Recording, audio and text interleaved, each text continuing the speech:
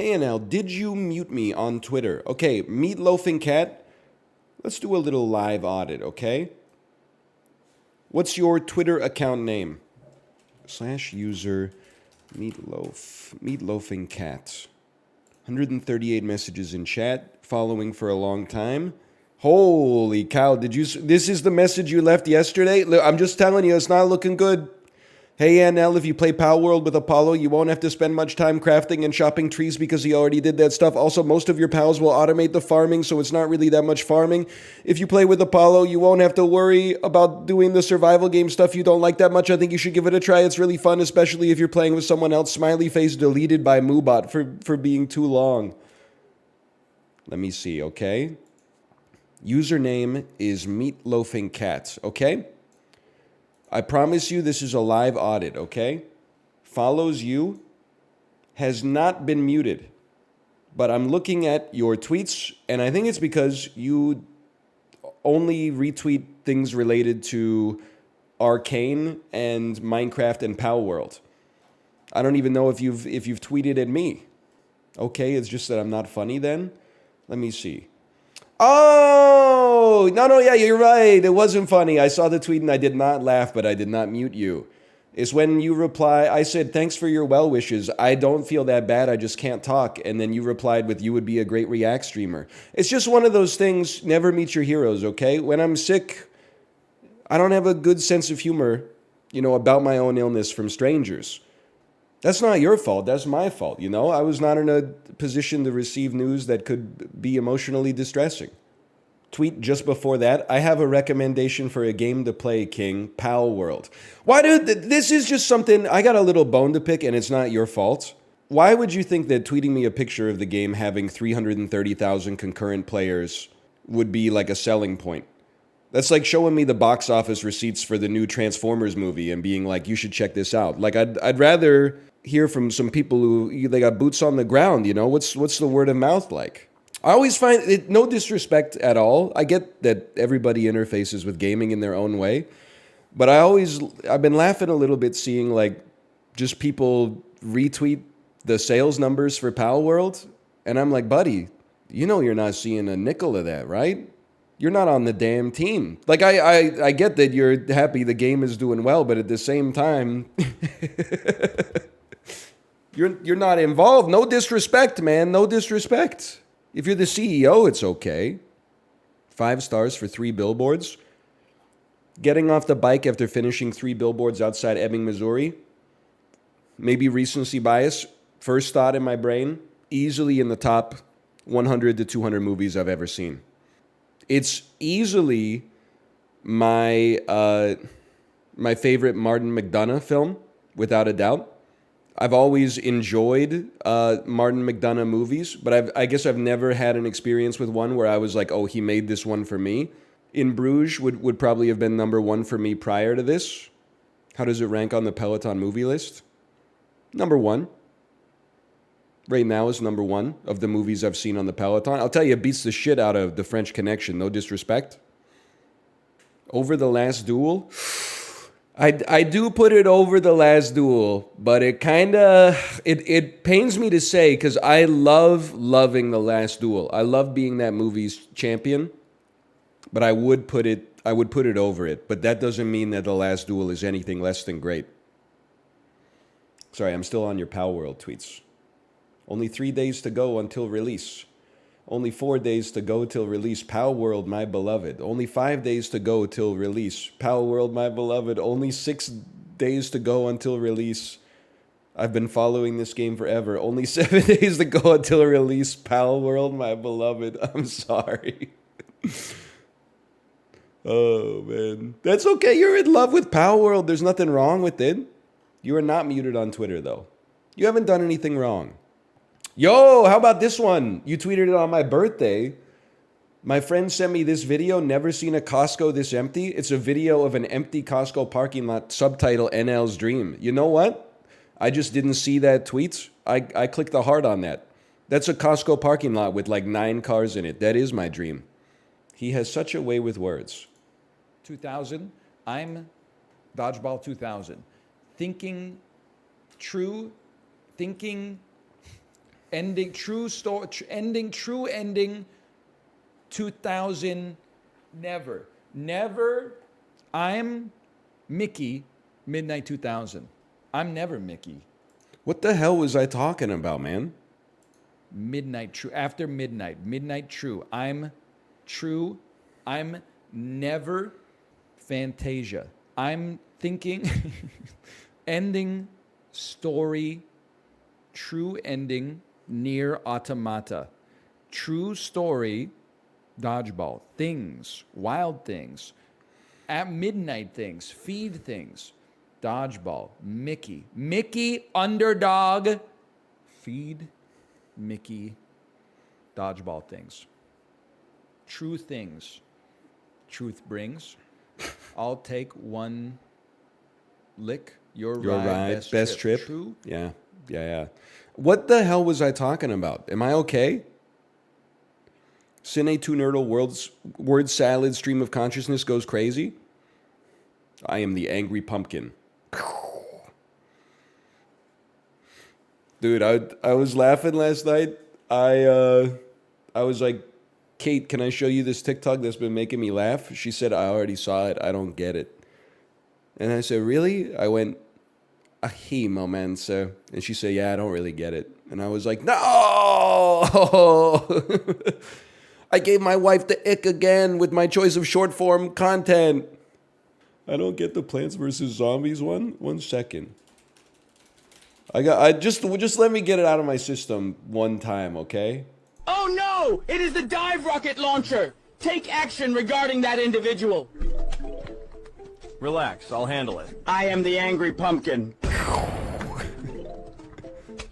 The architect and the builder. They arrive calmly from their escalator with a sense of purpose. They are playing at their residence. The head is soaring.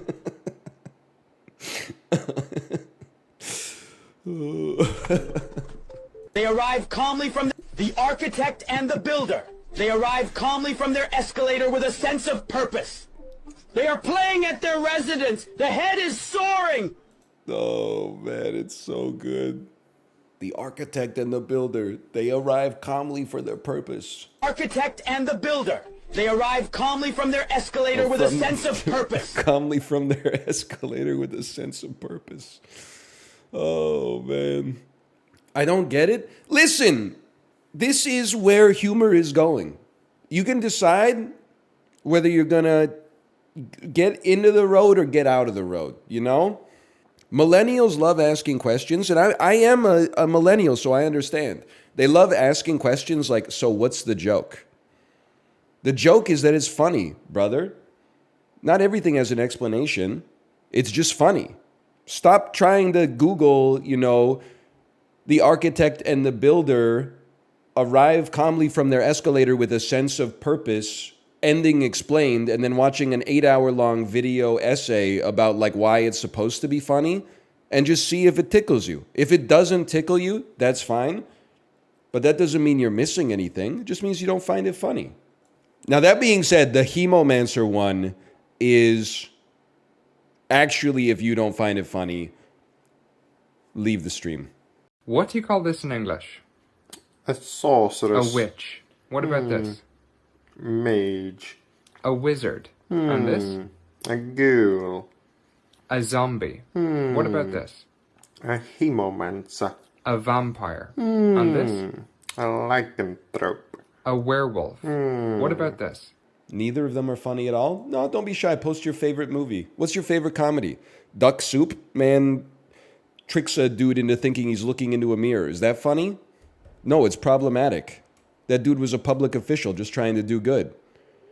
It's a good bit? Yeah, okay. Oh, Blazing Saddles. Blazing Saddles, the height of humor. They fart around the campfire. You realize that when that movie came out, all the Duck Soup motherfuckers were like, that's not funny. What a juvenile film. That's no Duck Soup. Permission to swag out this Thursday. Temporarily revoked. Because my feelings are hurt. We can redeem it with Bandle. 1978, 1 billion views.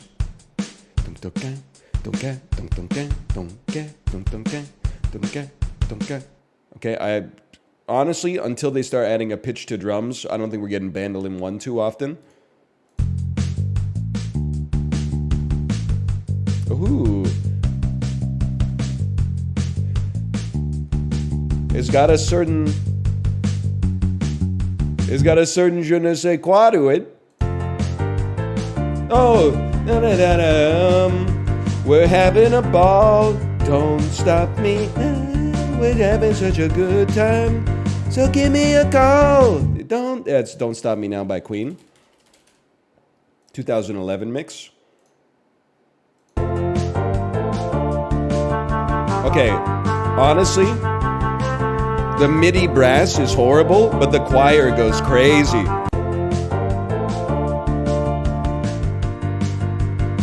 That's some good stuff right there.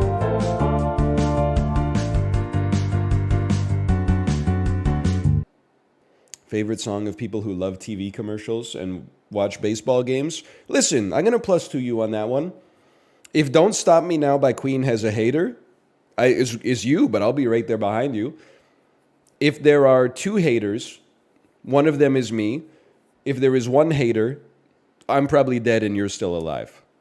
I've come to respect Queen a little bit more. They're probably the only band where I've started to respect them more the more I've heard of them on the Peloton. Queen is cursed in the sense that all of their most famous songs, with just a couple of exceptions, are actually like their worst songs. Bohemian Rhapsody, just kind of annoying, overplayed like from 5th grade onwards. It's not their fault. I think when it came out, people were probably like, that's sick. It's just been too long. It's been around too long. We Will Rock You, absolutely embarrassing song for a group of artists to make. Literally middle school baseball music. We Are the Champions, one of the only songs more embarrassing. They sat in a room together. They wrote down No Time for Losers because we are the champions. It's worse than middle school baseball. It's middle school hockey. But the ones that they wrote that actually have got like a little dum dum dum dum dum dum dum dum. When they started getting down with the funky bunch, they were doing some good stuff. My favorite Bohemian Rhapsody, by the way, is Princes of the Universe from the Highlander soundtrack. If we're going to get all glam and musical theater and etc., then go full cheese, okay? Go full Final Countdown. You don't like their popular songs? You like Another One Bites the Dust? Another deep cut? Listen, you got problems? I didn't say, oh, I only like their underground stuff. You've been talking to people who are not as smart as me. What I said is, with a couple of exceptions, all of their most famous songs are bad. That's why I said they're cursed. Another One Bites the Dust is not a deep cut. I'm starting to see why a lot of you didn't think that 3 Billboards Outside Ebbing, Missouri was not a good movie. You got to pay attention. There's things that you got to remember from the start of the movie all the way through to the end of the movie to really understand what they're trying to do. Here, I get that it seems a little harder because it's 5 hours long, but really, we only keep things in the cache for like 3 or 4 sentences, so I expect you to keep up, okay? It was a bad movie. Why? Because someone who does a bad act in the first part of the movie gets a little bit of redemption in the end. Why? Because people change instead of just being a bad dude gets punished power fantasy for you to jerk off to. What are you talking about? You know what? There's a little movie. It got nominated for Best Picture you might be more interested in. You may note it did not get nominated for Best Actress or Best Director, and we're looking into that right now. I think if we do a serious write-in campaign, we could possibly change that. There is still time. Is it 2x speed watchable? It's probably better on 2x, yeah.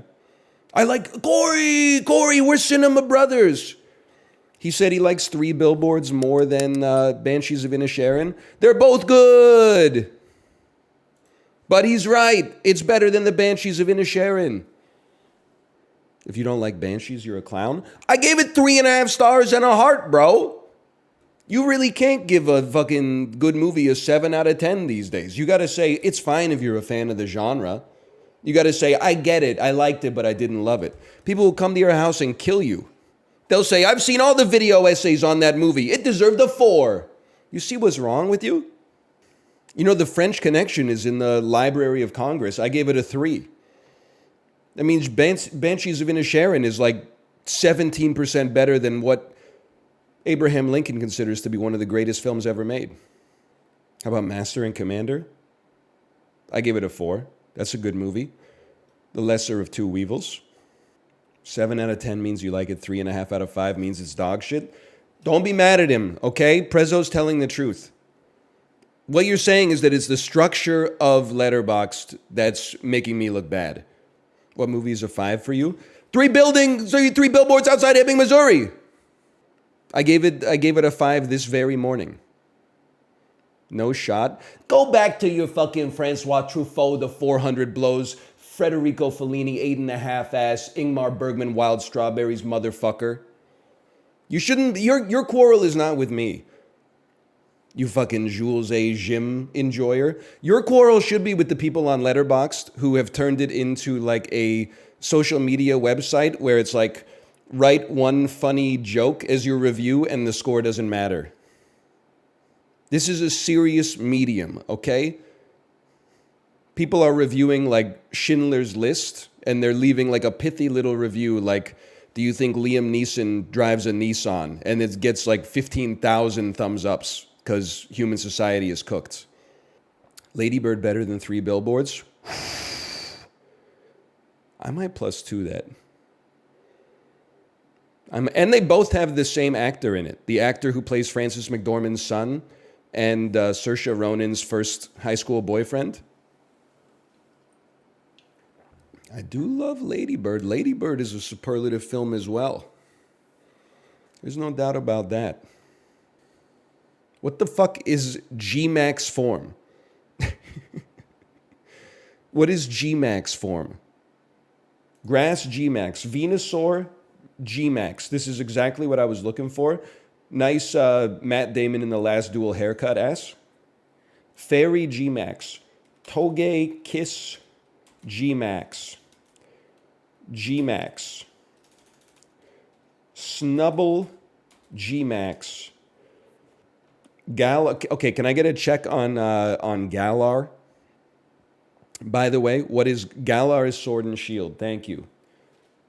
Wolf. What the fuck is this? Hot B?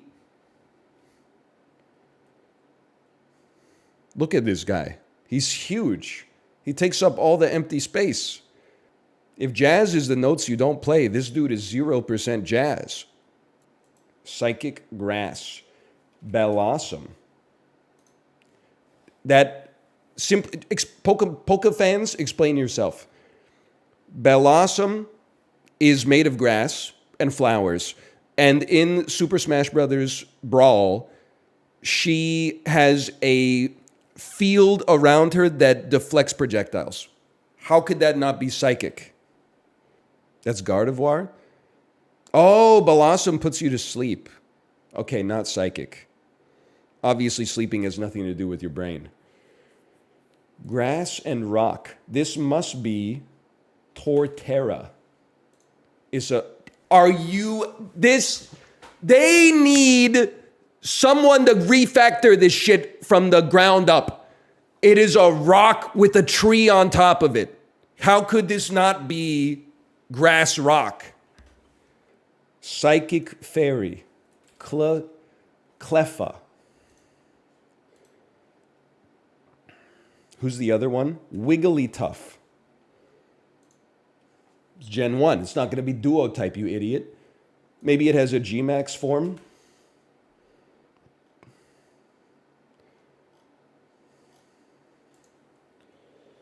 Grass.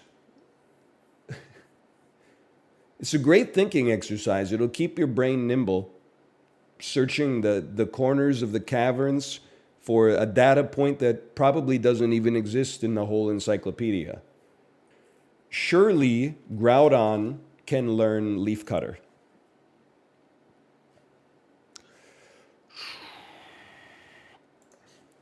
Breloom.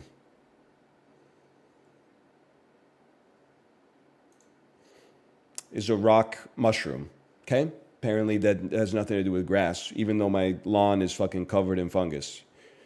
Make it make sense, Satoru Iwata. Fairy Rock. Reggie Fairy.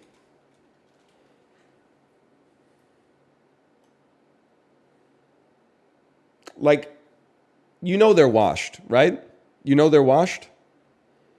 What the hell is Grafefe? Grievard. It's a dog with a candle on its head? What the hell is gouging fire? It's not even a Pokemon anymore, man. It sounds like the 8th sauce before Sean Evans asked you about some shit from your childhood. Gouging fire? Are you a G-Max form of Gorgeist average? Like, what are we doing here, man? Gengar G-Max! Is it possible? I am the angry pumpkin. Oh. I know he's Gen 1, but when did they add the G-Max, man?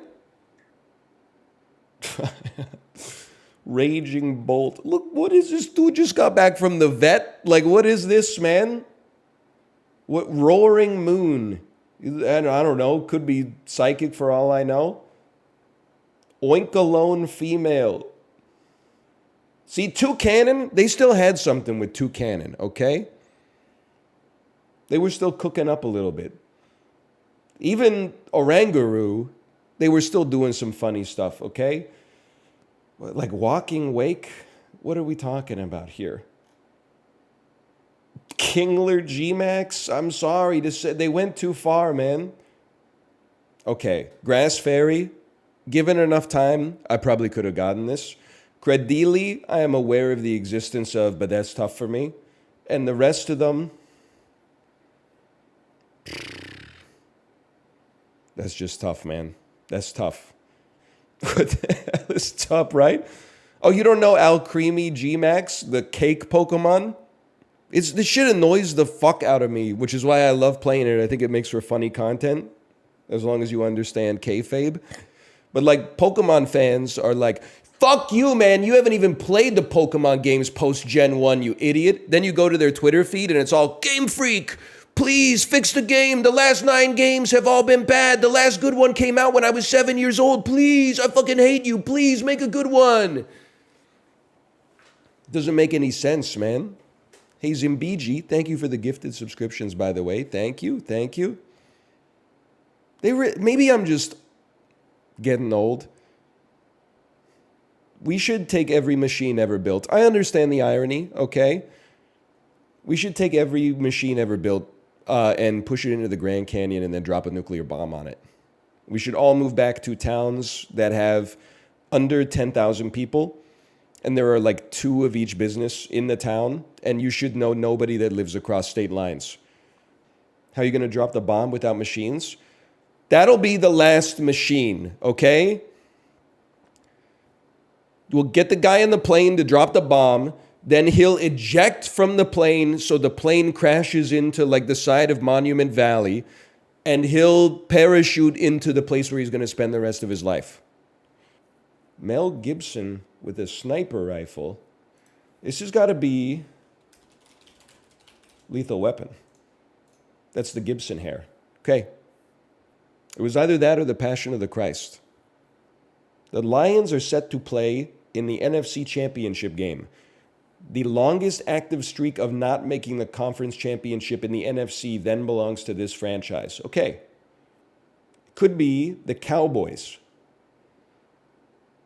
They won 2 Super Bowls when I was in the 1st and the 2nd grade, and then have disappointed in the playoffs ever since. Or what about, maybe the Washington Commanders, because the last time that the Lions were in the NFC Conference Championship game, didn't they lose to the Commanders? And then the Commanders have been bad my entire life. Yes! Oh, that a little thinking goes a long way. Getting a sports question right on Barstool is like, Because this question is fucking split the atom, and this one's going to be like, you know, the King James blank. Brock Purdy played for this Big 12 school. I'm going to say that he played for Notre Dame. Iowa State? I didn't even know that that was a school. Notre Dame is independent. You need to realize college football is made up. You say it's famously independent. You need to get a passport. You need to leave the United States of America. Nobody else in the rest of the world knows shit about college football. The fact that I can name 20 college football teams actually makes me, from an international sense, the most well-read person on the field of college football outside of the United States of America. Nothing about college football is famous outside of the country where it was birthed and where perhaps one day it may also die. That means you can name 20 states? No, it's fucked up because some of them are like a joke. University of Miami? Oh, that's in Florida, right? No, idiot. That's in Ohio. Duh, why didn't you think of that? Kirkland Platinum Performance Ultra Shine Automatic Dishwasher Detergent. Well, it's not automatic, is it? Because I got to put it in the machine in the first place, but whatever. This is, they're going to be 17 cents a pack. We buy this as well. I don't want to flex. We get the Cascade stuff personally. It's got the little detergent bubble in it. 115 packs, no pre-wash required, cleans 48 hours, stuck on food, better fitting size. They've really, capitalism breeds innovation, folks. I'm going to say this is $16.99. I always overshoot. This was a lower undershoot, or overshoot, so we take those. Holy cow, this is cheap as fuck, bro. $13.99. That is crazy. My first guess before I applied the fudge factor was going to be like $24.99. Way better value than the Cascades. I might have to shop around, man.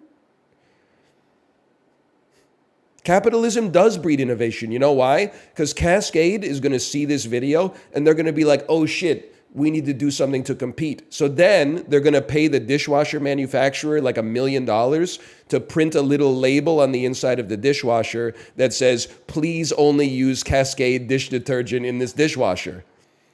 What, you don't like fresh ideas like that? That already happens. I know, I got a washing machine. Shit says like works best with Tide detergent. And I'm like, what the fuck are you talking about? You're a machine that puts water on top of soap. What do you mean works best with Tide detergent? Source, dude, just trust me. Source, image of a crack pipe. Works cited. What the fuck? Hello, Sinvicta. March 8th, 2019. We were so naive back then. Walt Disney opened to $153 million. I mean, this is peak Marvel, but this could also be a Pixar movie. I'm willing to burn 5 to check. It's an action-adventure science fiction. This is Captain Marvel. I remember. I saw it opening night. I did. I'm not going to lie. I'm not going to lie and say I was somewhere else. No, I was jerking off. I didn't go see Captain Marvel the Friday it came out. I remember it was cold. I remember it was the winter time. And I remember I was like, that was pretty good. And I was pretty Marvel-brained at the time. So for me to leave and say it was pretty good is, when you work that through the reverse engineering filter, that's like a 4 out of 10. Also, look at the stranglehold that they had on us only 5 years ago. Captain Marvel opened to $153 million in March. The Marvels made $153 in September. That's crazy. Lionsgate. Cassie Davis, tagline. She puts the fun in funeral. Happy Death Day. Happy Death Day to you.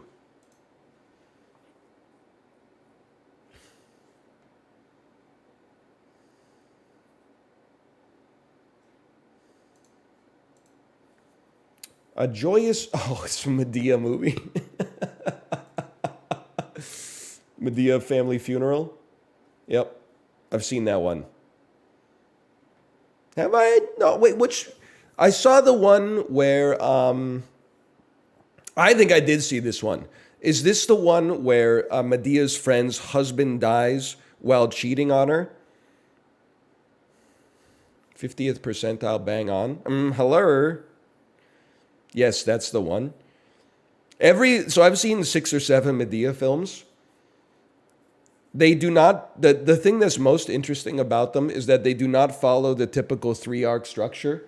They're very postmodern in the format that they have, okay? The whole movie is just a series of skits, essentially, that almost don't build to anything. And then at the end of the movie, like 5 minutes before the credits roll, is the climax. And there are no consequences to the climax whatsoever. And then there's like 2 more skits at the end. You've kind of got to admire it. Like, I remember a Medea Family Funeral. Hey, by the way, Paper Mache Mephistopheles, thanks for the gifted subscriptions. Thank you. Like, every single one that I've seen, this one starts with a dude dying, and then it's basically just skits. Medea hits someone else's kids. Boy, you better watch that. I'm going to smack the halur out of you. Halur, did I stutter? You know? And then at the end, there's like a funeral for the guy, and everyone weeps. They did not earn the emotional payoff at all. And then his widow is like, okay, I gotta go. And everybody's like, where are you going? And then she's like, this is called a hoe bag. I'm going on vacation with my boy toy in Las Vegas. And everyone's like, Ermagerd, Medea. Like, it's... In that way, it's very avant-garde. You never know which way they're going to push and pull you in a Medea film. They are remarkable. I would call them art. It's more interesting than fucking the Santa Clauses, I'll tell you that much. Res. Metacritic score 89.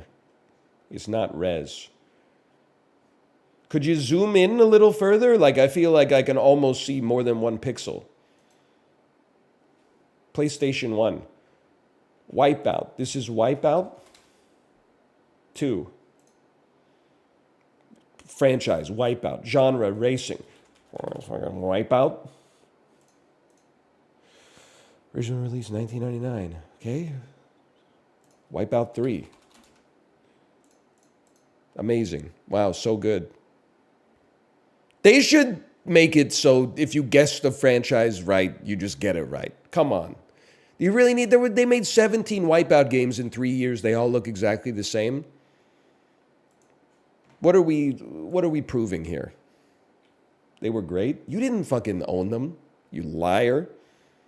This is the kind of shit it gets 10 out of 10 in Nintendo Power, and you're like, I didn't read all that. I'm going to go buy Donkey Kong 64. Then for like the next 30 years of your life, you're like, hey, put some respect on Wipeout's name. You and me are the reason they ain't making that shit anymore, bro. I played them at my friend's house. That's stealing. I believe people deserve to be compensated for their work. Sorry.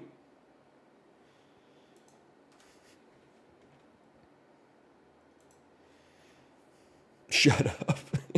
You got me. You cooked me with that one. This is Smite, bro. What? This shit is Smite, my dude. I'm not guessing out of spite for Smite. Oh, of course, my bad. It's Pathfinder Wrath of the Righteous from 2021. Today I'd like to go from Monaco to Finland. Nope, okay, that's the old one. Today I'd like to go from Uzbekistan to Vatican City. Surely your ass must go through Russia and then come down. But that is annoying because I'm like, can you go like Italy? Here's what my ass thinks could work. Italy, France, United Kingdom, anywhere that touches the Atlantic Ocean or the North Sea. So Russia, Kazakhstan, Uzbekistan. Wait, let's work backwards. Kazakhstan, Russia. Now I really feel like the connection is Finland. Unless you can use the oblast, because if your ass can use the oblast, you can skip Finland altogether. In which case you can go Poland. Oh, shut the fuck up, man. And you can go Austria. This is not how Italy looks in my brain. I got to tilt my head at a 900,000 degree angle here. Maybe this is how it looks. Okay, so now I'm pissed because we're connected. Because this shit should not glow if it's not connected, bro. Why is this glowing if this part's not connected? Oh, you can rotate. Look at that. Okay. Well, no, you can't. That just takes you back to the normal. Okay. All right. I understand. It's no big deal. Well, in that case, why don't you take my ass to Lithuania?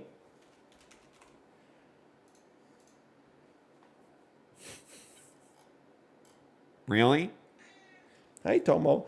How about Belarus? There we go. It's bullshit anyway, because you should be able to connect through the exclave. It doesn't make any sense. You have to be able to walk. Then explain to me how the United Kingdom borders France in Travle. The tunnel? You can't walk through the tunnel, bro. You'll die of carbon monoxide poisoning. There's no ventilation down there. There is? I didn't fucking know that when I said that shit, okay? They have specific rules on the page. They should, you fucking bootlickers, they should change the rules to make more sense. That exclave is part of Russia. Why wouldn't it count as a valid connection? It's like if you were playing like US connections and you did like Michigan, but then you played Wisconsin and you're like, oh, I'm sorry.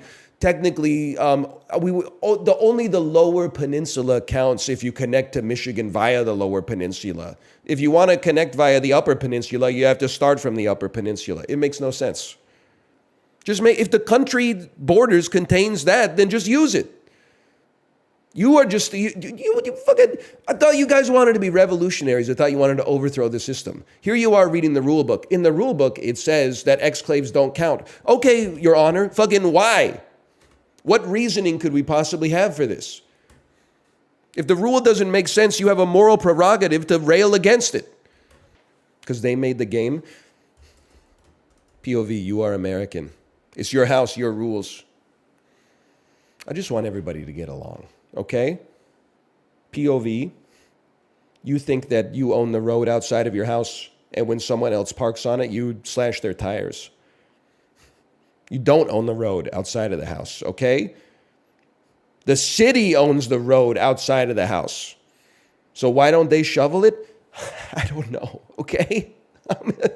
I'm a victim of the system just like you. Who owns the city? Concord Pacific, if you're talking about the city I live in.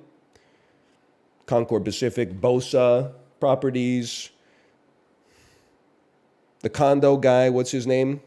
Tom Rennie, the condo guy. Li Ka-shing definitely owns probably like 35% of it, if I had to guess. Chip Wilson owns the most expensive house, that's true. Ken Sim, don't flatter him, okay? He owns Rosemary Rock Salt. It's not even the best bagel place in the city.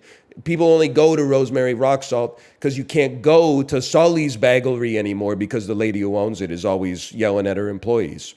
Otherwise, that place would be clearing Rosemary Rock Salts any day of the damn week. Slash marker. Go Mecha Ball. Many people have been saying, NL, you got to check it out. It's the new hotness. It's got 17,000 billion players on Steam. Power World? I sleep. You know, I'm going to unslash-marker that one. We're going to slash-marker and say scratch that.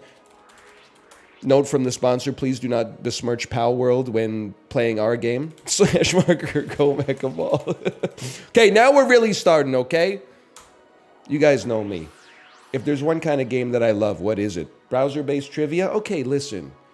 Imagine that browser-based trivia games that allowed you to flex knowledge that got cemented in your cerebrum like circa 3rd grade didn't exist. Then it would be new roguelites, okay? Especially new roguelites that have a little bit of a twist like Go Mecha Ball, which we are being sponsored to play. Thank you, the game and the publisher, Super Rare Games, for the sponsorship. It is out today. It's on Steam. It's on Xbox. It's also on Xbox Game Pass, so I wanted to make sure that we mention that. This is a twin-stick shooter roguelite, the kind of which I'm very familiar. Little Enter the Gungeon influence maybe, a little Isaac influence maybe. But it also has a little physics. You can shoot guns. You can also, you can probably tell from the pinball type aesthetic we've got here, bump into your enemies to knock them around and do some damage. I don't know about you. I'm not that good with the guns, personally. Anytime I get the opportunity to get up close and personally in a game, I would rather do that because it minimizes the skill difference at a distance. So you can check it out for yourself, !GMB. I have 16 bullets. We can hold the right click to roll. We're going morph ball mode in this. Collide to get ammo. He's done it. Ammo packs 1 of 3. See, this is like, this is second nature to me. This is me when I'm driving. Like, I've never used a gun in my entire life outside of, like, you know, carnival games at the county fair. Crashing into an obstacle with my car, that comes naturally to me. I'm not saying it's good, I'm just saying it happens. Right click on !, hold, then press. Okay, let me watch this little video here. Okay. I can do it. I've taken damage. I've denied you. You collide into the bullet to deny the attack. I don't think I did it right. I don't think I did it right. I'm so embarrassed. You're gonna say, how'd you do it the one time? It was by accident. Right click on !, hold. On !, hold, right click, then press left click. They have not been denied. They have not been denied. Before it shoots. Before it shoots! I'm trying to deflect it back at them. I need to interrupt their attack. You geniuses. What would I do without you, Chad? They do see me rolling. And you know what?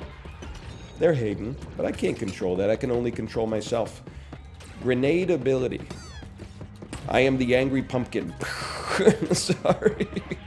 I have a problem psychologically. Is there any way to get HP back? I don't know, but what the first thing I thought was me when they took the sauce away from me at the British restaurant. Is there any way to get HP back? -2. You guys don't like HP sauce? That was a classic meal for me growing up. My grandma wasn't British, but she watched Coronation Street. 2 or 3 slices of ham, not deli ham, but like thicker cut ham with a little bit of HP sauce on the side. You dip the ham in the HP sauce. Mashed potatoes on the side, maybe some canned baby corn. It's got everything the body needs. What's HP sauce? It's kind of like a tangier ketchup. It's kind of like a British barbecue sauce. Put HP sauce on the overcooked flank steak when I was 8. I was stuck at the table chewing a leather belt. Listen, I'm starting to think that's why I didn't like roast beef. Had it for 15 years with my grandma cooking it to well. It wasn't well done. It was so overcooked. It was excellently done. Ironically speaking. Went the first few years of my life thinking roast beef is the most overrated food of all time. Had it at a restaurant once where it was still a little bit pink in the middle and said, what the heck is delicious? What were we wasting our time with in, you know, the year 2000? Hemomancer. Pixie. Jay, have you seen Hemomancer video? If you haven't seen it, someone in chat will link it to you. Just to spread it around. I can only link funny things to other millennials. If you link it to somebody that's under the age of like 31, did you know linking things, funny things, and sharing funny memes is boomercore now? Gen Z doesn't show each other funny memes anymore. They just reference it. And then if you haven't seen it, they go, oh, you haven't seen that? It's dead. Sharing things is dead. We as a society, we're becoming exclusively isolationist, man. Gen Z said you can't share videos anymore. And you can't text them a thumbs up. I'm making all this up. I've been told actually it's misinformation, and you can text someone a video as long as it's suitably funny. But what you definitely cannot do, and I would agree with this, you cannot show somebody a funny video on your own phone. You can link it to them and give them the chance to watch it in their own time. You can't pull out your phone and be like, hey, watch this video, especially if it's longer than 30 seconds long. If it's more than 2 minutes long, you should be in prison. Phones are an extension of yourself. It's like handing someone your foot. It's sad, but it does feel that way. It is kind of like it's the closest thing to an appendage that is not an appendage. I thought he was going to make fun of that. Well, I think it's like kind of embarrassing, but it's kind of true for me too. Like, I don't like when someone is like, hand me your phone, I want to look something up. I'm like, why don't you just tell me what it is and I'll look it up? You know what's going to be crazy is like in 10 years when movies are like, from the 1990s are like, hey, can I borrow your phone for a second? People are going to be like, what the heck? This guy doesn't have a phone? In 9th grade, our family had one cell phone, a lycanthrope. So true, Jay. He's lycanthrope-pilled. My mom, my dad, and I had a Nokia cell phone, one for the whole family. We gave it to whoever needed it that day the most based on the circumstances. So usually my mom would have it so that me and my dad could kind of relay messages through her. One day, I had it because I was doing exams in the 9th grade, and my friend was like, can I use your phone to call my mom so my mom can pick me up from school? I had never felt like more power than that in my entire life. Nowadays, I'm sure the kid is like, don't worry, I'll use my Samsung Galaxy S99 to post a TikTok to my mom that says, hey, come pick me up, you boomer. Okay, boomer. Kids these days, right? Give me the disc. I'm going to try to do some damage this time. -2 didn't commit. My brain is not working, okay? I'm fundamentally still compromised from whatever illness took over for a while. The Yeerk was steering the Animorph for a bit. Now, I've wrestled back control, but there's still some Yeerk influence in there, okay? I'm purging it as fast as I can. It should be clear that I am not at my best. But that's never stopped me from being the best at a video game. Other things have stopped me from that, unfortunately. Stop saying I am the angry pumpkin. Because when you say it, I can't not read it, and then I can't not think about it, okay? You know, I never played Beyblades. So when you say nice Beyblade, or you say something like nice Bakugan, I don't fully understand what you're talking about. Was there any skill involved in Beyblades? Or was it purely luck? Yes, there was. Anyone saying no is coping right now? What are you talking about? It's a little bit like chess. Don't you just let it rip? Isn't it like flipping a coin, kind of? It's pay to win. How do you make a Beyblade pay to win, though? Like, Is it like the difference between a $1 yo-yo and like a $20 yo-yo? Like the $20 yo-yo sleeps itself? You can distribute the weight to the center or to the edges. All I know about Beyblades is, again, a very eventful year for me, the 9th grade. I went to my friend's birthday party, and her little brother was there, and he was in like the 5th grade. And the dude just kept ripping the Beyblades on my freaking arm, man. He was letting them rip like right on my skin, and I was like, bro, cut it out. That hurts. And then he'd go like, it's like, you're lucky I got a crush on your sister right now. Otherwise, I would tell on you. I wouldn't engage in any physical violence. I'm not that kind of guy, but I would tell on you for sure. Hey, by the way, can you explain to me, because now that I'm back on TikTok, I'm more current, I'm more contemporary. Can you explain to me what mewing is? No? As I understand it, it's something you do, this is what I've been able to infer from context. Something you do with your tongue to emphasize your jawline. It's zoom or duck face. Wait, is it this? Is it that one? Pretty much. Not quite. And a smirk.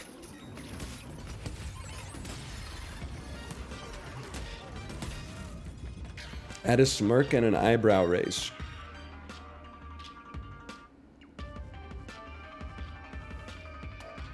Like that? That's more like Robert De Niro. Robert De Niro invented mewing? That's Hemomancer, man. That's Saltburn. I can't keep up with all this Gen Z stuff, man. Honestly, you're kind of hip with it. I mean, here's what annoys me, and I did it to the older generation when I was part of the younger generation. You can't rag on the older generation for, like, being out of touch, and then when they ask honest questions, be like, oh, you're so old. Like, how do you not know what it is? Well, someone had to tell you what it is, too, the first time, but it's just they didn't look upon you with derision when you asked because you were the same age as them. But because I'm part of the out group, all of a sudden I'm supposed to, like, know everything, even though it was invented on 4chan, like, 6 months ago. So what the heck is mewing, bro? It's a simple question. It's putting your tongue to your gums. It emphasizes your jaw. To your gums? Like...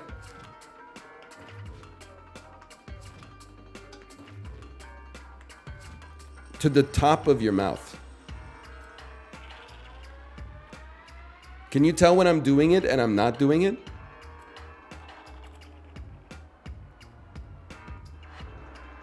No? I'm sorry, brother. I think that's pseudoscience. I don't think it works. I'm not a scientist. I'm just saying. I don't know if maybe you actually believed it. Maybe it's all a joke. Maybe it's something that nobody believes in, and that if you show someone it and they believe it, you're like, the joke's on you. You're doing it wrong? Hang on, I want to do it right, okay? Because if it works, that'd be sick, bro. You push your tongue to the roof of your mouth. I mean, when people told me to put my tongue on my gums, and I saw what my face did, that was so funny.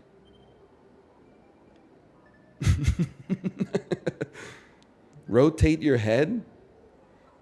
Suck your cheeks in, turn to the side, and rotate your head.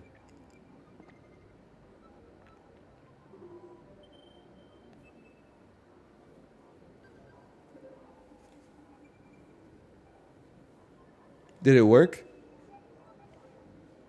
Wrinkle your nose? All right, you perverts. He's like, do a backflip. He was going Nicki Minaj mode.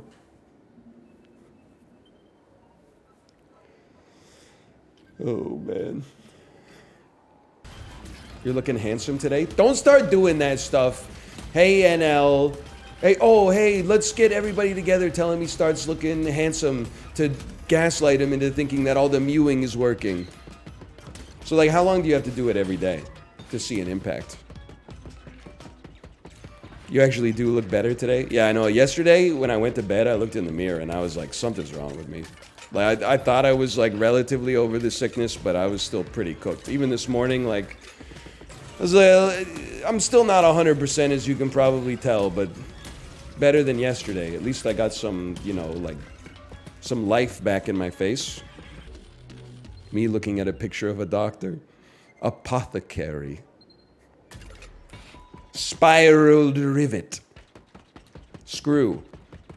What do you call this? Flat rivet. A nail. What do you call this? Petrol motor. An engine. What do you call this? A plume. A feather. How many did you get right? You know, my daughter hit me with a new one yesterday. First off, actually, there's a couple of things. She said, Daddy, tell me a joke. I gave her a little nerdcore classic. I said, knowledge is power, Francis Bacon. There's no way she understands the joke. But in spite of that, she loves it. She's just been going around repeating Francis Bacon, Francis Bacon. I thought she forgot about it. She woke up this morning. She has like a little chalkboard that she draws on and writes on. She wrote something and said, I mean, it was just a series of lines, but she said, Daddy, look at what I wrote. I said, oh, what does it say? First thing she said, Francis Bacon. She's obsessed with it right now. Then also, before bed, she starts bargaining, right? She's like, I need like 5 more minutes. And then if I say, no, it's time for bed, she'll go, Daddy. And I go, yeah, honey, what's up? She goes, did you know that, there's water on all of the planets? And I go, oh, really? There's water on all the planets? Somebody should let NASA know that there's water on Mercury and Venus and Jupiter and Saturn and Uranus, because I think that would be a pretty incredible scientific discovery. She does also have like a little toy computer that's actually, it's like a, it's hard to explain. It's a stamp pad, but it kind of looks like a laptop, and then the stamps look like keys. So she likes to open it up and pretend to write emails. She opened it up yesterday, pretended to type for like 15 seconds, and then closed it and said, okay, I'm done streaming. And I was like, you really gotta... As a parent, you really gotta watch what you say, man, because they're picking up everything. They are absorbing 100% of the information that is around them at all times. You know what must have been crazy? Hang on, let me find the portal here. So I am old enough to have driven a car before MapQuest, Apple Maps, Google Maps, etc., were really popping off. Definitely, I remember in 11th grade, I went to a movie, and it was downtown. I had to I went to MapQuest, typed in my home address, the movie theater address, printed out the like 7 pages of maps to have in my car, but it was kind of like a pseudo date. I was like, you want to go see a movie with me? I didn't say it was a date. She might have thought we were just being friends, but I was kind of trying to, you know, sidle up that way. So I was like, I can't show weakness by letting her think that I need the directions, so I memorized the directions. But then I was like, what if I forget them? So I kept them in the glove compartment. Hey, pretty good, right? Pretty good? You got lost? No, it was lamer than that. I was in the bathroom, like repeating it to myself. I'm going to turn around. And then you're going to take you... Brock Street is a one-way street that goes towards the water. Queen Street is a one-way street that goes away from the water. But I was thinking about, like, what if it's 1961. You're taking the family station wagon across the United States of America. You're driving from Michigan to Orlando, Florida. You ever think about the fact that I know they had the maps, like the atlases basically, that you could take and you could follow the routes and go beep, beep, boop, boop, boop, boop, just boop, boop, boop, and you could like pre-plan it, or like you could plan it like as you were going at relevant junctures. Do you ever think about the fact that they necessarily had to be less obsessed with taking the absolute fastest route? They were just happy to take a route that got there in the first place? Nowadays, you can't talk to anybody without it. Oh, you're driving from Vancouver to Atlanta? No. You don't want to. When you get to Manitoba, you don't want to take Highway 6. Highway 6 is only one lane going eastbound. You got to take. What you're going to do is you're going to pivot onto the old county roads, drive south across the border, and then you're going to go through Minnesota instead. It cuts off an hour and a half. And you're like, brother, what happened to us as a society? You used to just get in the car. You would literally get on the highway, pointed in the direction of your eventual destination. You would just drive until you saw the name of your destination on it. It might take you a day and a half. Then it says like Atlanta this way. And you're like, all right, I guess we're taking this exit. Take me back, man. Those were the days. Nowadays, you could go on a 5-day road trip. People will say when you arrive, you'll be like 1:02 p.m. on Sunday. You were driving to your sister's house across the country in 1971. When will you arrive? Lady, it's 1971. How would I know? I'll get there when I get there. I'll stop at a payphone in a state and I'll call you up and I'll leave you a voicemail or something. I miss those days, man. I miss those days. I will definitely take the all-rounder. Payphone, voicemail. One in chat if you've ever used a payphone in your life. Let's do it this way, because that's not a good visual representation for me. I should have thought of that in advance. 1 in chat if you've ever used a payphone. 0 in chat if you've never used a payphone.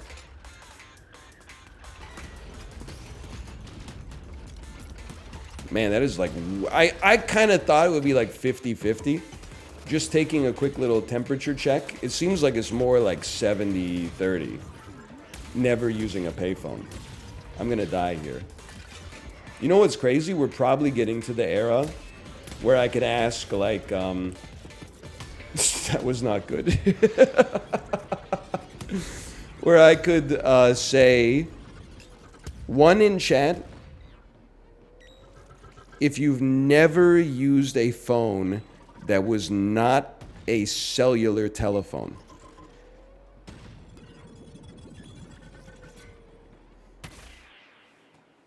Okay, that's a lot of zeros. Fair enough. There's got to be some people, if you're like 16, there's got to be a good chance you've only used a cell phone, right? Like you've never used a wireless home telephone, never used any kind of landline. There's got to be a lot of people out. I mean, they're not making any more landline users, let's put it that way. I've used a landline. That's surprising to me, Chibli. No, it's not, because you might be 37 for all I know. I don't think you are, but you're being a little cagey about your age. You never know. WTF? It's not an insult to say someone might be 37 years old. Any advice on low-cost index funds? Too slow. Gamble your entire paycheck on the NFC Championship game. It's a sure thing. You just say it's a lock? Couldn't you just find like a sports book that has the Lions as a favorite and bet on the 49ers, and then find one that has the 49ers as a favorite and bet on the Lions? Have I solved gambling?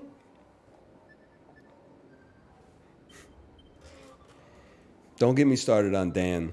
For anybody who wasn't there, this was one of the streams I could watch while I was sick. Dan said on the weekend he walked into Best Buy. There were 20 employees and 1 customer. That was him. And then he said, how do I short a stock? I left the store and Googled how to short a stock. And I was getting mad in chat. Because I was like, I didn't want him to lose his life savings. I was like, you really think you're the first dude to like discover that Best Buy doesn't have a lot of customers right now? You think the 1,500 full-time analysts assigned to follow the Best Buy Corporation exclusively are like, hey, yeah, we really think that Best Buy is really popular right now. It's priced in. That's what I was trying to tell him, man. And then he was like, people were saying it has unlimited potential downside. Hey, Tanuki Parachute, thanks for the gifted subscriptions, by the way. Thank you. Which is true. You know, like, when you buy a stock, it can only go to zero. If you short a stock, your losses scale if the stock rises as it rises, and there's no like upper maximum. I mean, within reason there is, but still. And he wasn't getting it. He was like, why don't I just put a limit on like how much I can lose? And I'm like, you could do that, but like you shouldn't be shorting it in the first place. My personal opinion, okay? This is not financial advice, except it's very good financial advice. Nobody, realistically, DL Guiga may be accepted. Almost nobody else in this chat should be shorting stocks, myself included. The S&P 500 was up like 29% last year. You want to go out there short individual stocks because there was nobody in Best Buy on the third week in January? Come on. Don't be ridiculous. Anyway, I'm off my high horse, though. He was mostly just joking, I think. That's so true. It's summer soon. I won't be shorting stocks. I'll be stocking shorts. Me, if I worked at Lululemon. Brain rot in the mental library. Dead leaves in the dirty ground, but you know I'm not around. Shiny tops and soda pops when you hear my lips make a sound. Frickin' 20 notes in the mailbox will tell you who I loved the most. But I think you're gonna have to stick around for a while because you're not alone. You know what I'm talking about? Nobody knows what you're talking about? Bro, you don't know what I'm talking about? You get a parking violation and a maggot on your sleeve? Some people have never been punched in the face and it really shows. So listen, I would say I've never really been punched in the face. The other thing I would say is that some people have never been punched in the face and it really shows is something that people who have never been punched in the face love to say on the internet to pretend that they've been growing up rough. Because I used to love saying it, and I've never really undergone that much physical violence in my life. I mean, I got punched in the face in like the second grade. Stop me if you've heard this one before. This still, I remember it to this day, and I do hold a grudge on this kid to this day. We were lining up to come back inside after recess. I lined up just in order of arrival, right? The way you're supposed to line up. The kid who lined up behind me said, hey, you butted in line. And I said, what? No, I didn't. And then I like turned around and then he tapped me on the shoulder. And as soon as I turned around, he socked me one in the face. And then we both got in trouble because I grew up in that era of like zero tolerance for violence in school. So if you're the victim of violence, you also got punished. Which even as like a 7-year-old, I was like, this doesn't make any sense, man. I mean, okay, not in the elementary school sense. I'm talking about at like a bar fight.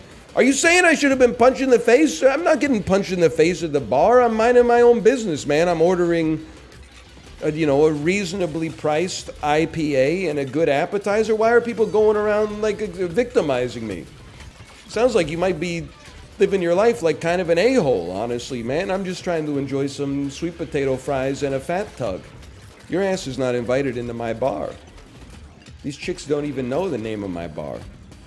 What would you do if I slapped your ass in the bar? I would probably, I don't know, I'd have to think about it. See, it's different before you have kids. You can just sort of like shrug things off. There's a lot of pressure after you have kids. You have to make an example of everything. Pre-kids, I probably would have looked at you and said like, is everything okay? And then we would have gone based on your reaction from that. I would have insinuated that you were suffering some kind of episode of mental illness to make you feel lesser than myself for what you had done to me. Nowadays, I think like it becomes a serious social issue, which maybe it should have always been, but it depends on the situation. True, but sometimes you just randomly get punched in the face. Well, then what was your thesis, man, when you said some guys have never been punched in the face and it shows? If you can get punched in the face for no reason, then what kind of lesson is your original statement supposed to mean? It no longer carries the same meaning. The original meaning was like, okay, the streamer's running his mouth, no one's ever told him to shut up, and then when he didn't shut up, responded with violence. Nowadays, it turns out that whether I was talking smack or not talking smack, you could still be a victim of random violence, so what's the point? It's like the Banshees of Inisherin, there's no deeper meaning. I wasn't talking about you? Oh, okay, well then proceed. Can I say, by the way, it bummed me out. I had a chance to look at my YouTube analytics. People are not vibing with Cine to Nerdle battles on YouTube. Found myself getting melancholy.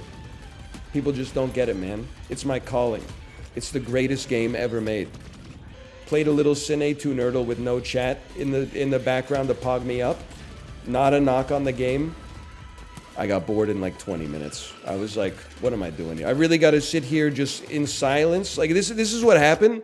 I understand the Googling Garys so much better now because they would take 20 seconds to type in their answer. I would type in my answer in 1 second, and then I would just sit there in silence for 20 seconds.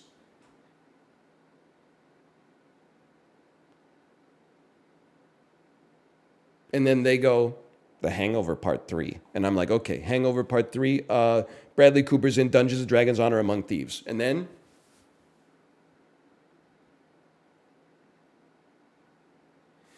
So I was showing other people Googling Gary all the time. Because I was alt-tabbing to talk in Twitch chats while I waited for them to give me their answer. So then I was like, well, everybody that I've accused of being a Googling Gary, maybe I was actually just worse than them.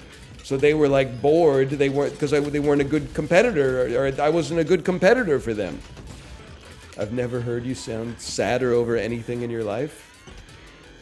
You obviously don't have a spy cam in my office for when Woody Harrelson's soliloquy played in 3 billboards outside Ebbing, Missouri, because you would have seen me weeping while also maintaining a consistent zone 2 on the Peloton, okay?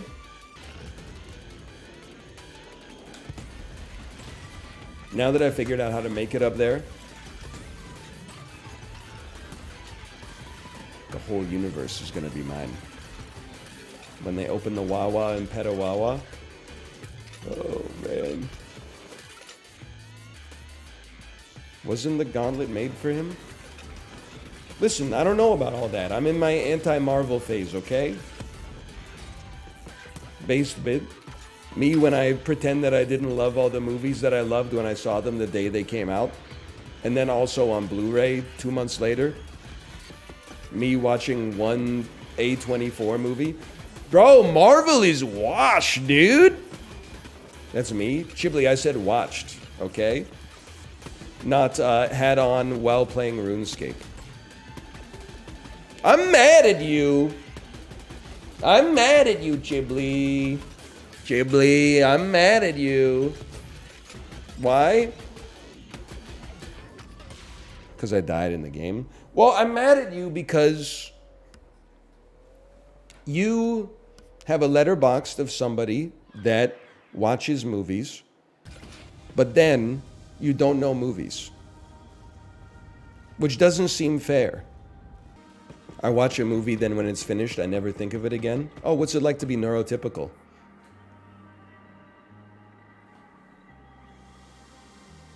Imagine I'm holding a microphone.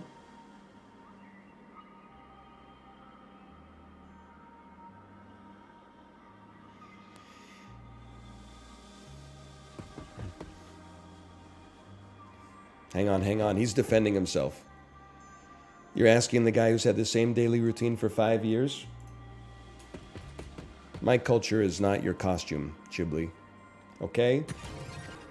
We're going nuts on the table. You and me, when you come to Vancouver, we're going to go see a psychologist and we're going to figure out which one of us is weirder, okay? Once and for all, we're going to settle this. We're going to go bar for bar, round for round. Be like, listen, doctor, which one of us is crazier? Do you want to be crazier or do you want to be saner? What do you think, doc? See you both at the UBC Research of Psychology department. It's a date. Mr. Beast video. The last person in... What's up, everybody? The last person inside this abandoned insane asylum wins $250,000. Dude, being sick is crazy. Sorry.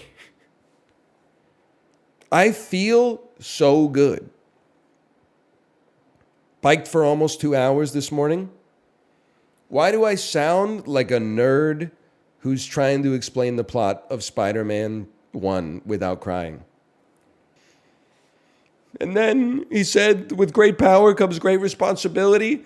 And all Peter Parker ever wanted was to be boyfriend and girlfriend and go steady with Mary Jane Watson. And then Mary Jane Watson finally said, Peter, you're so hot, you're Spider-Man, let's hook up. And then Peter Parker thought about what Uncle Ben said, and he said, no, I can't, because then Kirsten Dunst, you're going to get killed by the Green Goblin. But then in the second movie, he was like, psych, let's go out.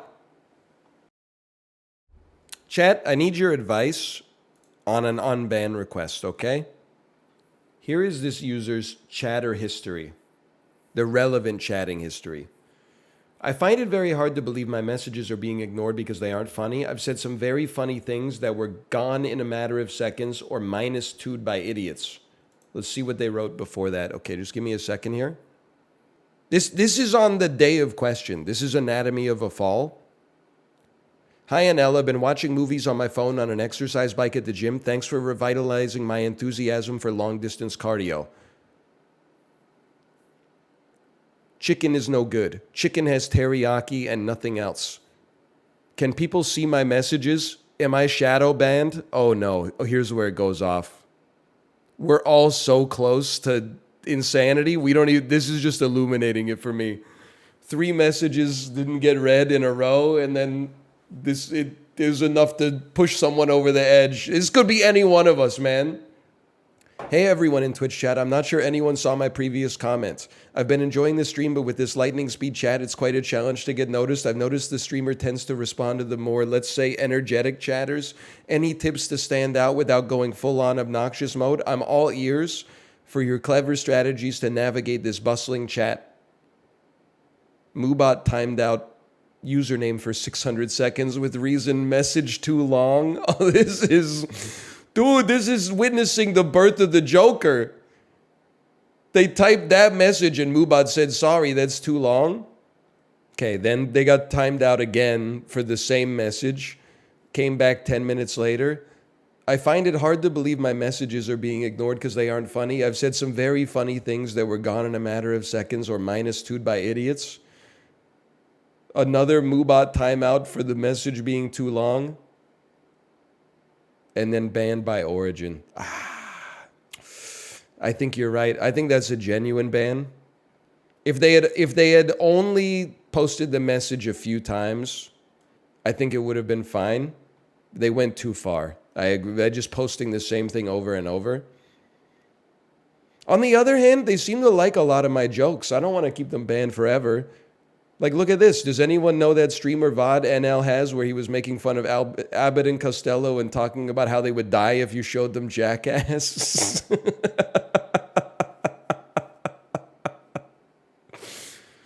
Oh, so true. Abbott and Costello are washed compared to Johnny Knoxville and Steve-O. Joel. Hey, NL, what's up with Joel? Samosas. I'm not reading that. They wrote rear naked choke panda. I don't know, literally like 500 times. I can only assume that's the stream where he did the tier list of like what animals you could beat in a fight. No, this is an understandable ban. The more I'm scrolling, the more I'm like, this makes sense. Many of these messages are like, they're written 1,000 times. As an egg, how do you feel about egg prices? Kappa, kappa. As an egg, how do you feel about egg prices? Kappa, kappa, kappa. As an egg, how do you feel about egg prices? Kappa, kappa, kappa, kappa, kappa, kappa, kappa. As an egg, how do you feel about egg prices? Kappa, kappa, kappa, kappa, kappa, kappa, kappa, kappa. As an egg, how do you feel? This is my Shelley Duvall moment where I'm pulling the paper out of the typewriter to see what my husband's been working on this whole summer.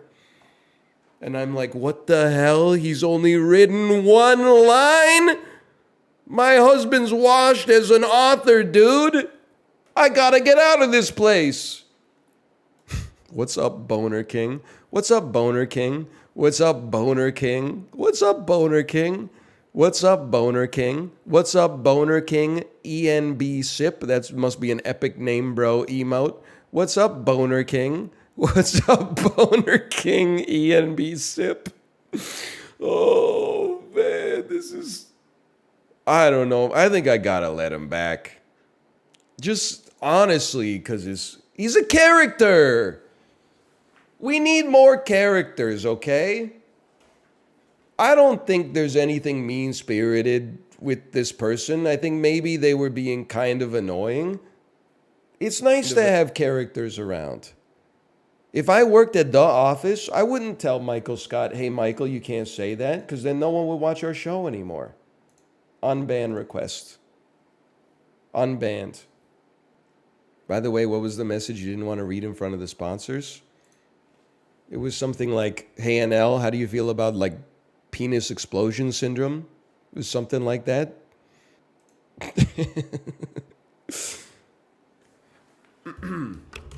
By the way, I have a new way to save the North American, or perhaps the world's medical system, okay?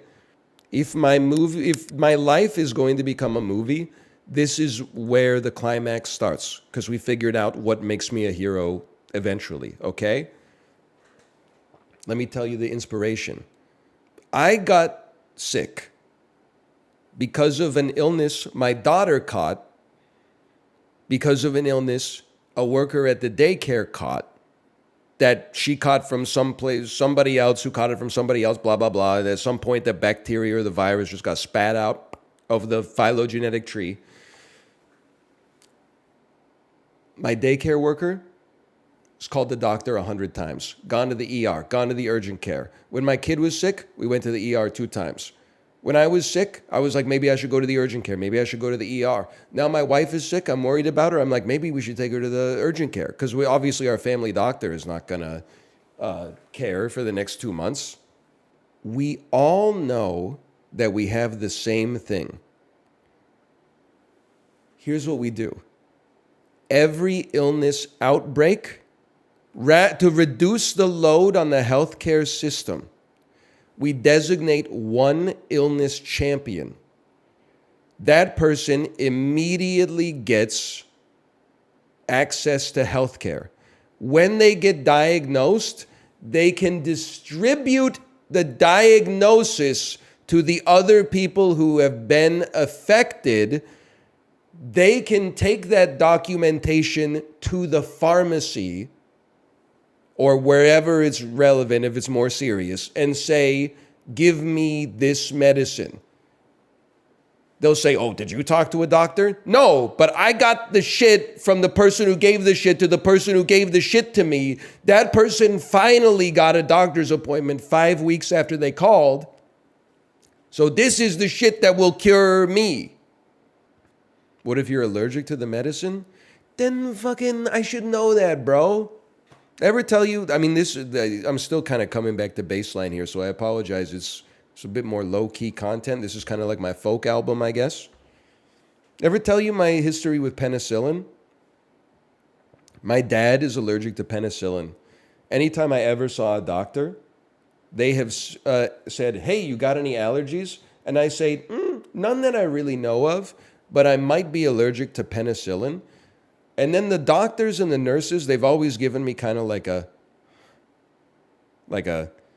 oh, if you don't know you're allergic to it, then you really shouldn't say you're allergic. Like, that was kind of the subtext that I was getting. So I was picking up on that vibe eventually. And then I stopped telling the doctors that I was allergic to penicillin. Years go by. A couple of years ago, it's probably like 5 years ago, chat was asking me questions about cheese. They said, hey, NL, do you like blue cheese? And I said, yeah, I really like how blue cheese tastes, but sometimes I don't like the way that it makes you feel like really hot and like you have a fever after you eat it. And they said, motherfucker, you're allergic to penicillin. And I said, no, I'm not. My dad is. And they said, what do you feel like when you eat blue cheese? And I said, kind of like my body temperature rises like 25 degrees and I can't think straight. And they're like, you're allergic to penicillin, motherfucker. But you know what happens now? I swear to God, whenever a doctor's like, do you have any allergies? I'm like, I think I'm allergic to penicillin because when I eat blue cheese, I feel like I have a fever. And then they look at me like, if you don't know if you're allergic to it, then you really shouldn't say you're allergic to it. Like, you can't win, bro. Just say you are. That is my problem. You know how screwed we are that, like, whenever you get sick, you're not supposed to be honest? You're supposed to, like, kind of zuzz up the illness for the doctor? You're never supposed to be like, I feel bad. You're supposed to be like, I haven't been able to get out of bed for 3 weeks. You gotta be, everything is sales, apparently, man. Even when you're sick, you still gotta be grinding. You gotta be hustling nonstop. That's why you gotta cheat a little in school, too. I don't know about that. Well, a little. The most I ever cheated in school, I've said it before, first year of college, they gave us not a take home, but like a remote quiz. So this was 2006. You log into blackboard.ca or whatever the heck we were using back then. 10 questions. Just do them online. So we had the smartest person in our dorm do the 10 questions. They got 10 out of 10. And then we just all logged in simultaneously after that and copied their answers. But I feel like that is in keeping with the thesis of good education. The professor basically, just by building a system, they created a network of teaching lieutenants out of the students that then taught the privates the information. Like they outsourced the teaching to their strongest soldiers, and we all learned as a result. If they wanted it to be hard, they would have made us do it in the classroom, but instead they let us do it in the dorm room. Of course people are going to cheat. This is why Queens is going out of business. Actually is true though, right? Someone came into chat and said, hey, NL, did you see the news that your alma mater has no money? All right, we're back playing some Super Auto Pets. I'm just being honest with you, and not even in a diminutive way, not in a negative way. It's just something to have on in the background while we get to have a little bit of discussion here, you know? Someone said, I think NL might be on the spectrum, and his special interest is never making a mistake in a social interaction. And at first I laughed, and then I said, nah, man, I don't think so. But it's been like 16 hours since I saw the comment, and it's kind of sticking in my brain a little bit. And I'm like, what if they're right? Be a hungry fries. Just because they might be right doesn't mean they're right. And so what if they're right? Right? But they might be right. Here's the thing. I can't say yet that they're wrong. Everyone's neurodivergent? Oh, really? Who played the assistant who shows Tom Cruise his room when he freezes his brain in Vanilla Sky. Some dude. Wow, problematic for two different reasons. Because that was Tilda Swinton. You and me, we ain't even in the same stadium, okay? Are you competing to be the most neurodivergent? I'm not. I didn't make it a competition, okay? I'm just saying if it was a competition, I'm not saying I would win, but I would beat that person. Hello. How are you feeling?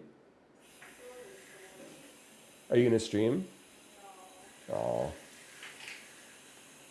So our daycare is going to the doctor.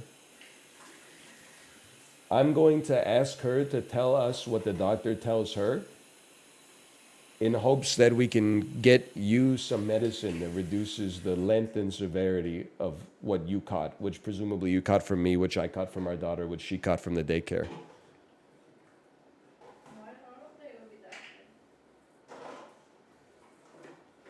Hero? I like the sounds of that. This is going to be very embarrassing for me. I have 10 cans of ginger ale on my desk. You know what? I'm just going to take my medicine. Sometimes shame is a good motivator.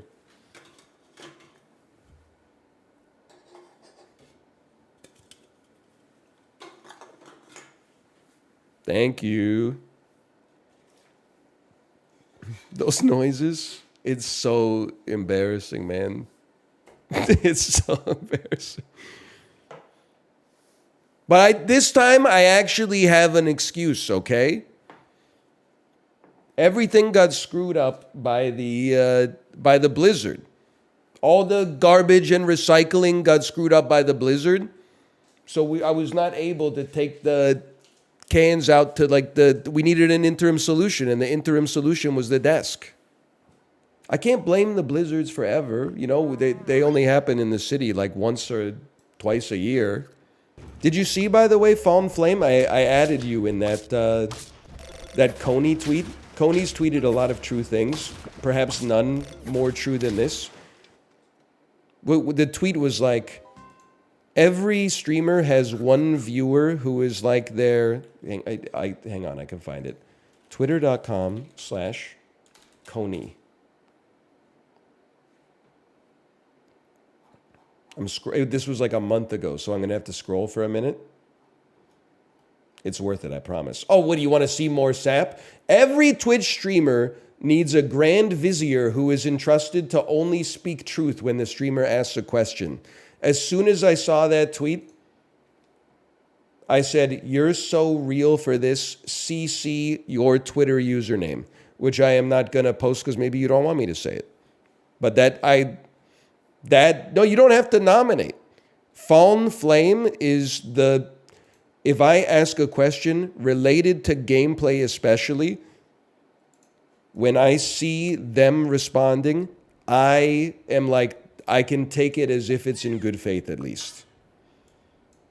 It may not necessarily always be 100% accurate, but I believe it's always in good faith. Please tell him Pal World is good. Fallen Flame is bound by honor code to never tell lies. So I don't think that's going to happen. It's pretty good. You see how they move the goalposts? People, you see how they move the goalposts. You do. On Friday, it was fire. On Monday, it was all right. By Friday, it'll be Chibly. It's pretty good, if you're a fan of the genre. By February, it'll be mid. And by December, we'll say, remember when people used to play it? Those were the days. What were we thinking?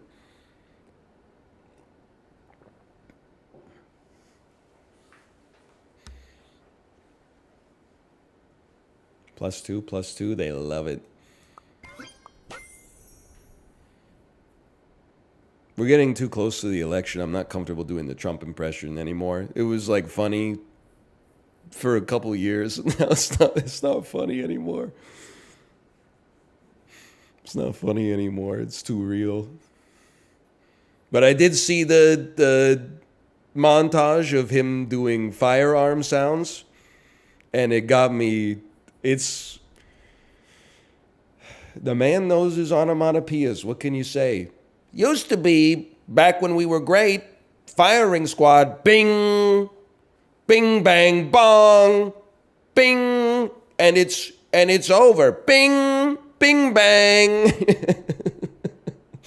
It's the stuff that he's saying is very troubling, but the the firearm sounds are out of control. Ding, ding, ding, ding, ding, ding. They've only got 17 seconds to figure this whole thing out, right? Boom. Okay. Missile launch. Pshing, boom. It's the most and we don't have it here. Really wish I could get Trump gun sounds out of my search history. You are going to Guantanamo Bay, Jay. Oh, that's what he'll call you, Guantanamo Jay. Guantanamo Jay, we don't love his search history, do we, people? We don't. You shouldn't have been looking it up. Origin Angel use /ad block term. I fucked your dad. What is going on? What is going on this website today? Who wrote that? Who wrote that? Mom, is that you? I got timed out from Prezzo's chat for a day for offering to milk a chatter. That can't be Prezzo's decision, right? Because the kind of comedy that Prezzo does, I mean, to ban you for offering to milk somebody would be, I would say, hypocritical. Or it's possible, this would be the first time this ever happened on Twitch, it's possible that you were misrepresenting the situation. No, it was deserved. You're not telling us the whole story. Have you been keeping up with Limmy's Dark Souls 2 playthrough? In the sense that I watch the clips that he posts to Twitter, which is not really giving me, I would say, like a great through line for understanding where he's at. He's really not twitter.com/Limmy, huh? Twitter.com/Limmy. 2 tweets. March 17th, 2008. Listening to the Shins. March 31st, 2009. Just found Twitter again. XD. That's the last tweet they ever made. Oh, man. Listening to the Shins. So this is the Limmy clip that's been living in my head rent-free. Careful. Don't just stand in front of him, John! No! So I don't really know where he's at. Looks like he might be in the Lost Bastille. Would you ever do another Dark Souls 2 run? I made the mistake so many times. You ever see that video of the Kung Fu guy who just gets kicked in the nuts over and over? It's kind of like that, right? Metal sacks. Would you ever do another Elden Ring run? Now that the game is 3 years old, can I say something without everybody getting mad at me? Probably From Software's best game. It's, for my tastes, it's simply too large. It doesn't, I'm not saying they should have made Elden Ring half the size. But if another company made a game that was as good as Elden Ring and half the size, I would like it more. From Software can do whatever they want, and it's a 10 out of 10 no matter what. What about Lies of P? Lies of P is really good. It's underrated, but it's no Elden Ring. Armored Core, shorter than Elden Ring. And not even in the same ballpark in terms of quality. Not fit to carry Elden Ring's books to school. No offense. Son of a gun. It's actually so good. Yeah, then why are you voting for Baldur's Gate 3 in every Game of the Year awards list? And why did you vote for Elden Ring in 2021? I didn't? Yeah, you fucking did. Shut up. Would you vote for Spider-Man 2? My Spider-Man 2 has Alfred Molina, okay? I voted Lies of P. There's dozens of us. I would sell my kidney for an NL Baldur's Gate 3 Let's Play. You wouldn't. You would. You might, but you shouldn't. That's what I'm going to say about that, okay? Because it's just this. It's the same thing. The only thing that would change is that instead of me clicking this part of the screen and this part of the screen, I'd be clicking this part of the screen instead. And then when the dialogue came on, I'd be going, oh, CEO of yapping, click, click, click, click, click, click, click, click, click, and then I'd be clicking. And then while I was playing Baldur's Gate 3, some other game that I didn't want to play would have come out, and people would have been like, I'm loving Baldur's Gate 3, please don't ban me. But are you ever going to play Pal World? And I'd be like, listen, you don't want me to play Pal World because it would just be the same thing. Instead of clicking, click, click, click, click, click, click, I'd be clicking up here and going, oh, look, it's a Pikachu. It's a legally distinct Pikachu. No copyright infringement intended. It's it's set dressing, man. The real meat and potatoes of the content is here, and it's here, and it's right here, and sometimes it's right here. And sometimes it's right here. You know what I'm saying? It's right here. Usually it's right here. And then it goes this way and then right out that way. Because that's what it's designed for. Hey, Anel, why'd you switch to just ride on the Peloton? Honestly, I reached a point where I think I just got everything I could glean from the classes within a certain context. The Peloton journey started doing regular classes where you basically pedal in time with the music, and then they go fast song, slow song, fast song, slow song. Then, after a couple of years, I started doing Power Zone, and Power Zone was essentially just like, don't worry about the tempo of the music whatsoever. Just ride in the zone of exertion that we tell you to ride in. And then you realize that, like, the next evolution on that is that Power Zone is great, but you really should just be riding in Zone 2 for like 70 hours a week and then doing like high intensity work, I don't know, like a sixth of the time or something like that. And I realized, like, I don't need 90 minutes of the instructor staring me in the face and going like, now go to zone 6. I could just do it myself while I have something going on in the background instead. No, I'm not. I was 70 hours a week was an exaggeration. Okay. So now I'm like, I can program it myself. Curious of your zone routine. Some days it's just all zone 2. Yeah, I mean, 2024 has been kind of scuffed for working out. Like, it's been semi-consistent, but I had to take some days off for illness. And then some days off because we had, our daughter was sick and we had to take her to the ER a couple of times. So I've been doing, most days have just been like 90 minutes to 2 hours of zone 2.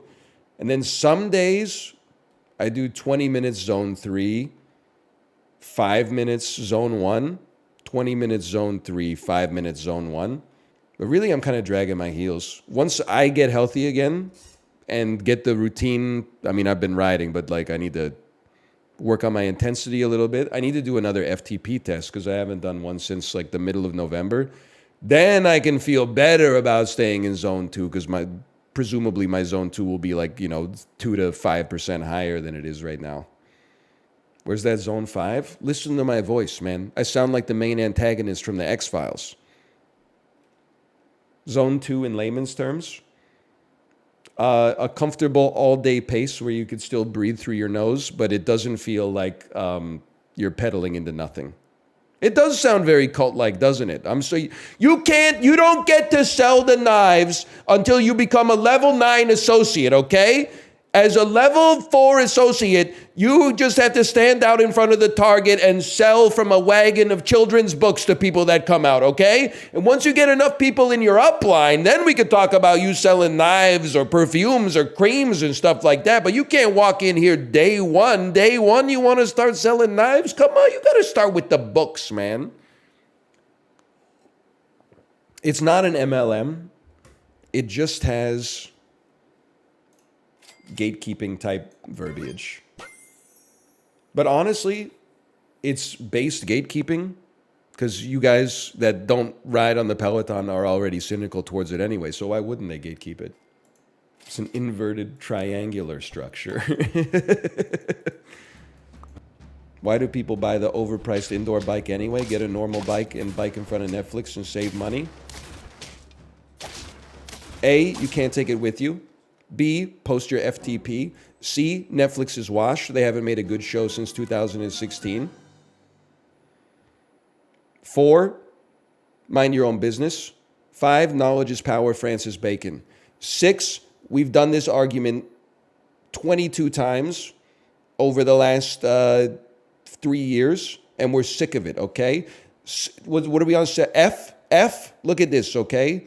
Image, create new. Fat head. This is not going to be you. This is going to be me, okay? Now let me just go back in my thumbnails folder here and find a thumbnail from like mid 2020, okay? What were we playing mid 2020? How about Schlagden Star? Bro, look at my fucking head. Circa 2020. I was gonna die, bro. And this was like a good photo, okay? Like this was probably like take 3 or 4. It saved my life. Do the face.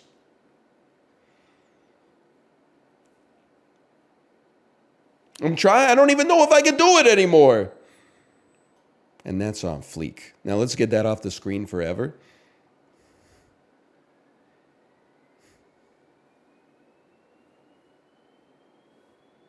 Are you hearing that? Kate, are you okay? She said, that's me. Are you?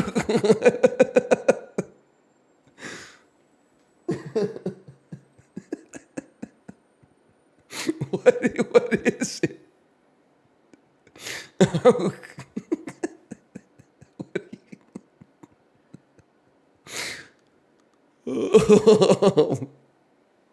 I think it's still going, man.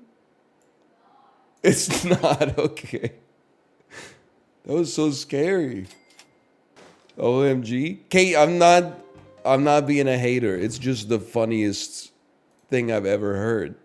Was just that increasingly high-pitched sound that I actually thought like maybe that's my last few moments on planet Earth. Kate, do you remember that I used to have this head? As I've been posting like TikToks and YouTube shorts, I'm like, what the heck was I doing? I was doing a hearing test. I've said it before. Here's what happened, okay? So like in 2017, I was out of shape. I said in 2018, I'm going to get into shape. I dedicated 2018 to lifting. The way that it always goes is as a chubby guy, you're like, I'm going to lift weights to get in shape. And then after like a month, you're like, cardio fucking sucks, bro. I'm just going to eat as much as possible and then do like the big 4 compound lifts and I'm going to become like a strong man.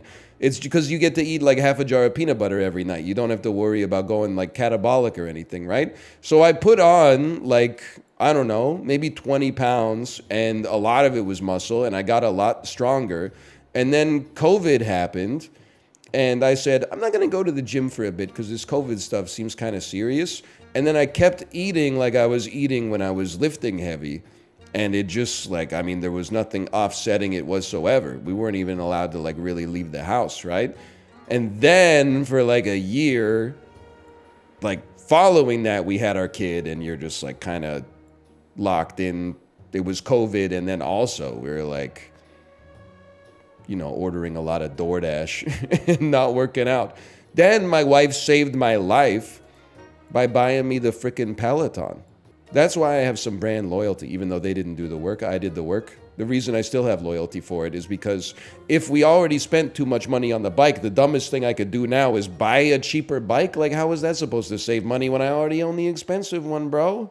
Think about it for 2 seconds. You think I'm really going to get on Facebook Marketplace and then hawk this to get less money than it's it cost us, and then buy a worse bike that's cheaper and have like tape an iPad to it. It's a sunk cost, bro. This is a different human being. It's the same damn shirt.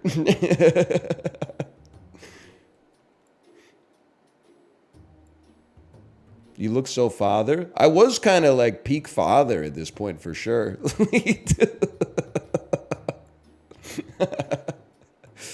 Oh, man. I do look a little jollier, that's for sure. Who is that guy? That's what I'm saying, man. The people in chat are like, it's the focal length of the camera. Why is the stroke so thick? Okay, I was laying the stroke on the Photoshop on a little too thick. Now I'm like a 3-pixel Andy. Thumbnails have never really been my strong suit, though. Look at this guy. This is me. I can bully myself as much as I want. By the way, I'm an equally valid person. Whether I'm a little leaner off the Peloton or a little fluffier off COVID and fatherhood. That being said, the guy next to me kind of looks like a puppet from like the Never-Ending Story who eats rocks or something like that. Like it looks like a dude who lives in a mountain that the hero encounters on his journey, and he's like scared of him at first, but then he finds out that he's just a gluttonous hedon. Is that a word? Hedonist? A gluttonous hedonist? Hemomancer. Oh man. Yeah, and this guy was like, I think I could probably beat a panda in combat. Yeah. Now I'm just going on a trip down memory lane here. What were we playing back in the day? What were we playing?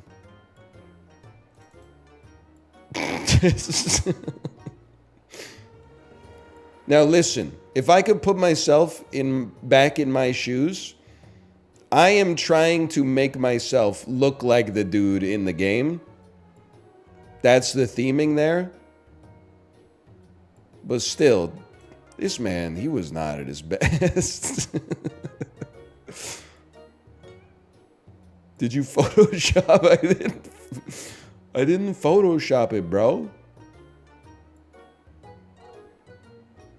Help this man. When did we play Inscription?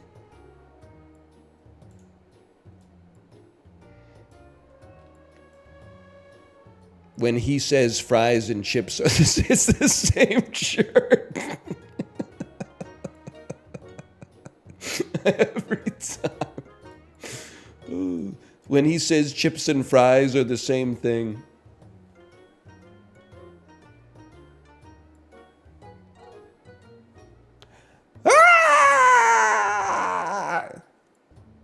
Is actually, I swear to you, it's a different shirt. Because Kate got this for me for Christmas. But it is the same color. Did I have like conjunctivitis? What was going on, man? It's my conjunctiva is freaking inflamed, bro. Really? Is your conjunctiva inflamed? Quite convenient, wouldn't you say? Hemomancer. I gotta delete all these. Kate will not be live today because she is sick. Give her your well wishes. Let me see who is live. Of course, I would be happy to send you over to my good friend Chibli, the rising star. Enjoy yourselves, and I will see you tomorrow. Goodbye. Have you seen Slackers? I don't think I can imagine any other streamer who might have seen it. Have I seen Slackers? What a ridiculous question. I love you, but I hate you, which brings to mind how much I love you. We could have worked things out, you know, in my little room, in my little locked room.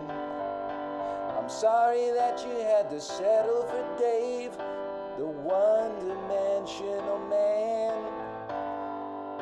He He's filed under cocksucker in my little black book.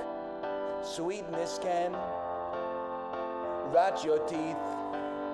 Bittersweet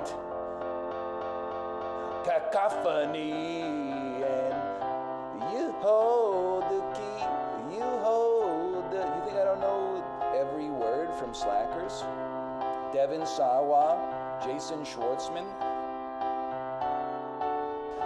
Kind of insane this information occupies space in their brain. Yeah, no, I agree. I think that sometimes when I hear a song, usually like during a Peloton ride, I'll hear a song that I've literally not heard since like 1998, and I still know 80% of the words. I'm like, what are you doing in there?